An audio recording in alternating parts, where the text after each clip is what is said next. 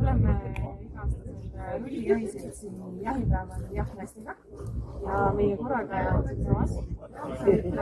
Tutvustada ennast. Kes sa oled ja kes sa tuled? Olen Hardi ja olen rulli 5 aastane, kui naistega jahti korraldada ja iga aastaga loodame, et siin 10. aasta päeva puhul on meil ikka 50–100 inimest koos.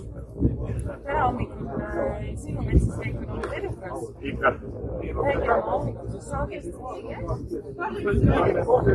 Siia teed saada kokku inimestega ja siis jooksis 2 põrsakonda, et siis ühe ära näed. Lask on olnud täpne, et laskekiirus on veedetud piisavalt aega. Iga nädalavahetus käin ikka laskekiirus.